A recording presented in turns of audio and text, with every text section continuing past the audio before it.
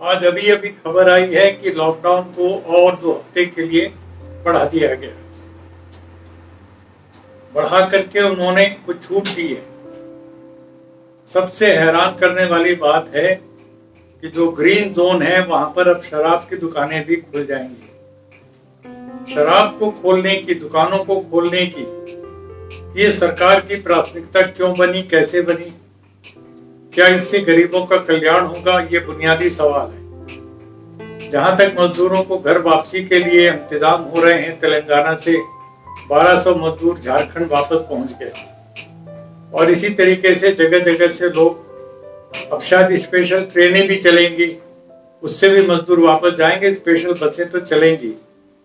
ये काम बहुत पहले होना चाहिए था, महीने भर पहले होना चाहिए था। अब जाकर के हो रहा है।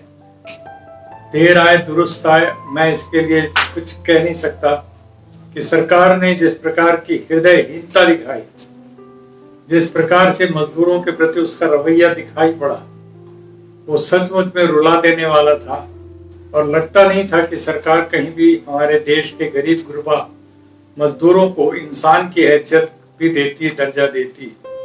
उनके संवैधानिक अधिकारों को कुचला गया, उनके लिए पारित पार्लियामेंट के कानूनों को धता बता दी गई। ये सब कुछ होते होते भी अब जाकर के उनके गांव गरीब लोगों को वापस भेजने की बात सरकार कह रही है।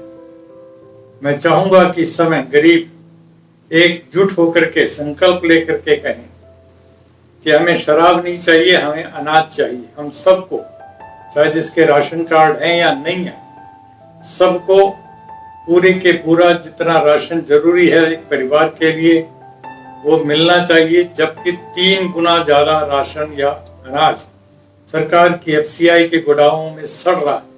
चूहे खा जाएंगे। 40% से ज्यादा सारा अनाज इस तरह से बर्बाद हो जाएगा। तो क्यों नहीं सरकार आगे बढ़ करके अनाज को फ्री कर देती और जिसको भी चाहिए वो अपना अनाज जरूरत भर का, ज्यादा से ज्यादा महीने भर का अनाज वो सरकार की दुकानों से ले ले।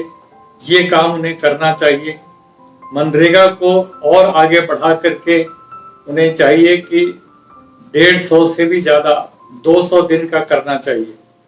और उनके लिए न्यूनतम मजदूरी जो राष्ट्रीय स्तर पर घोषणा करनी चाहिए सरकार को कि चाहे कहीं पर भी काम करो, तुम्हें राष्ट्रीय स्तर की जो न्यूनतम मजदूरी है, जो 7th पे कमीशन के बराबर अर्थात 18,000 रुपए प्रति माह के बराबर, वो तुम्हें मिलेगी। इसकी गारंटी हम देते हैं। ये 2-3 बातों को जोड़ करके, और शराब के ऊपर इस समय भी वक्त है, उसको खोले नहीं, उसको चालू ना करें। क्योंकि एक हाथ से आप मजदूर को पैसा देंगे मजदूरी का, और दूसरे हाथ से दूसरा ठेकेदार शाम तक उसको छीन लेगा, लूट लेगा, बर्बाद कर देगा उसकी जिंदगी को। तो ये जो शराब का व्यापार है सरकार चलाती इस देश के अंदर।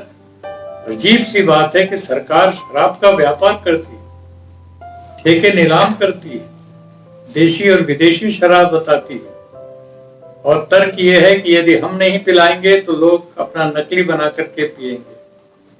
अभी पिछले 1-1.5 महीने से जब से ये शराब की पूरी दुकानें बंद थी पूरे देश के अंदर, मैं जानना चाहूंगा सरकार आंकड़े दे करके बताए प्रांतों का, जिलों का, कि कितने लोगों ने नकली शराब पी करके वो मौत के शिकार हुए। जब मुझे तो कहीं से भी एक रिपोर्ट ऐसी नहीं मिली।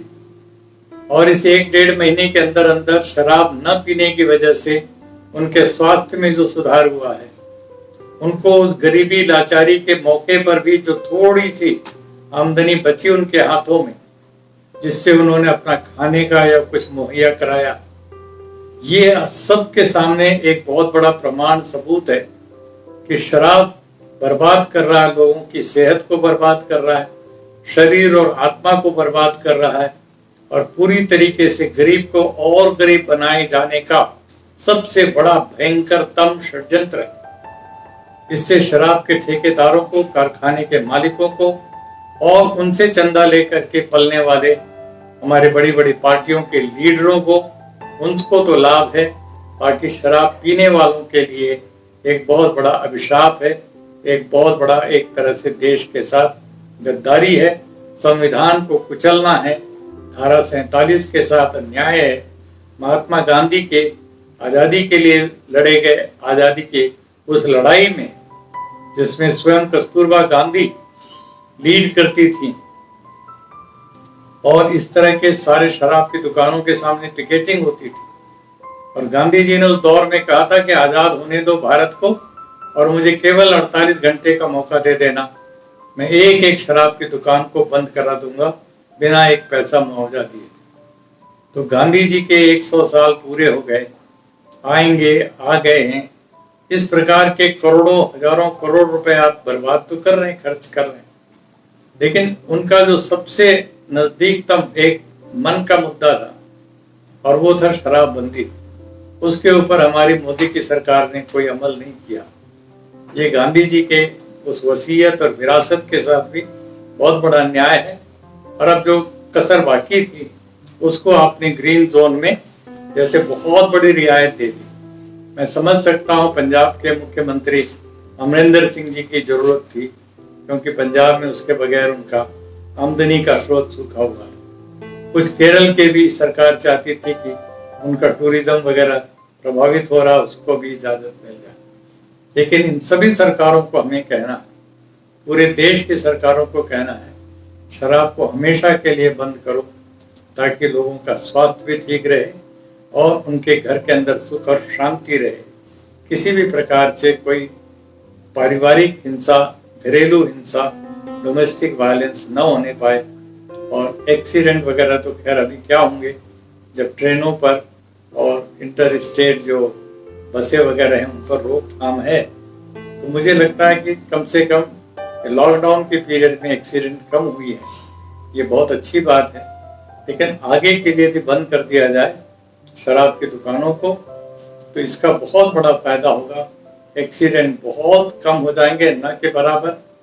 सेहत लोगों की सुधर जाएगी और पूरा का पूरा समाज जैसे उठ खड़ा होगा एक नई सेहत के साथ, एक नए जागरूकता के साथ, और उसका बहुत बड़ा लाभ होगा पूरे देश और समाज को।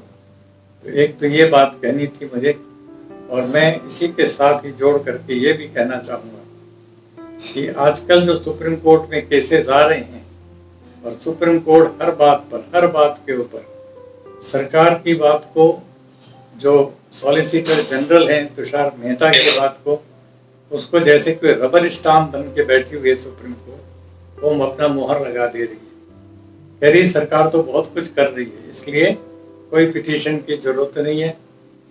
और तुषार मेहता हमारे ऊपर आरोप लगाते हैं ये लोग PIL नहीं कर रहे, अपने लिए पब्लिसिटी सीख कर रहे हैं।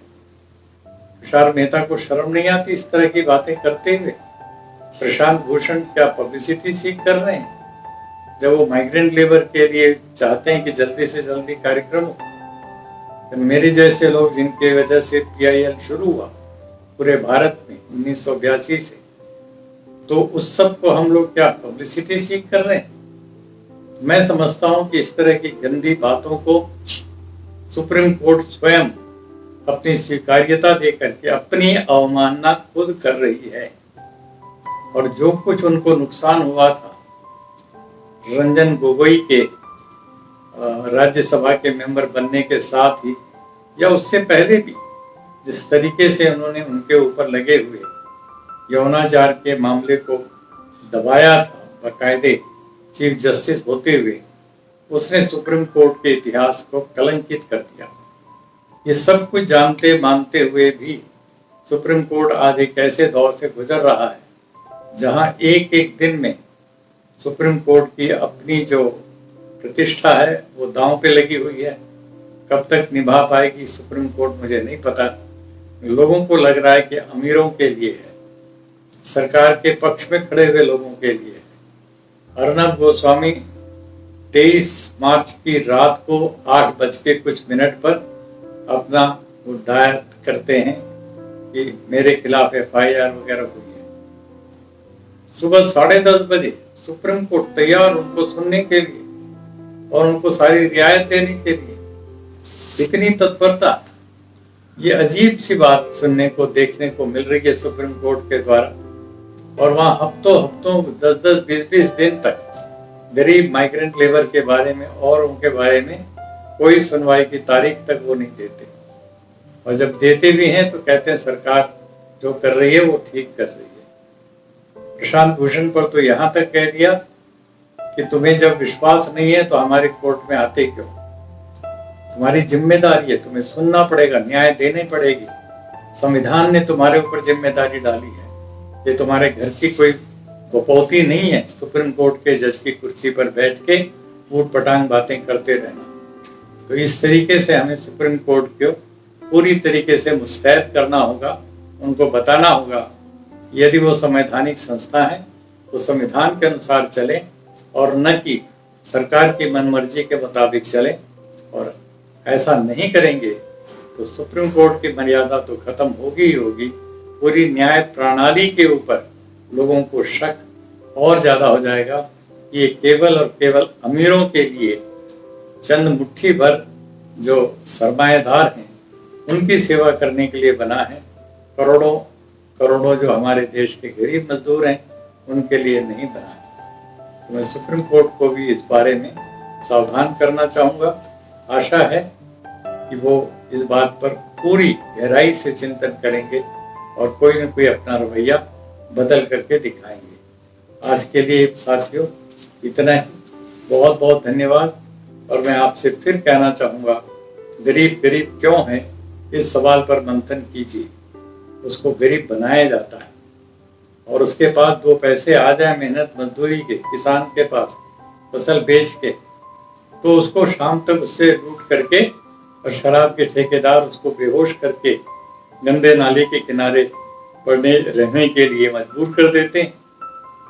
ये शराब कितना बड़ा दुश्मन है गरीबों का, किसानों का, मजदूरों का, दलितों का, आदिवासियों। ये सब कुछ जानते हुए भी और संविधान की धारा 47 में आदेश होते हुए भी सरकार ने इस बहुत बड़े संकट के समय और चीजों में तो छूट बहुत कम दी है। शराब की दुकानों के लिए भी सुनने में आया कि वो छूट दे दी है, शराब की दुकानें खुल जाएंगी, बार खुल जाएंगे। इस प्रकार का काम सरकार की प्राथमिकता में कब से क्यों आया, ये बहुत ही दुखद पहलू है। मैं इसकी निंदा और भर्त्सना करता हूँ। समय रहते हुए सरकार अपने इस कदम को वापस ले, ऐसा दबाव आप सब मिलकर के बनाइए ताकि शराब हमेशा के लिए हमारे देश से विदा हो जाए। धन्यवाद।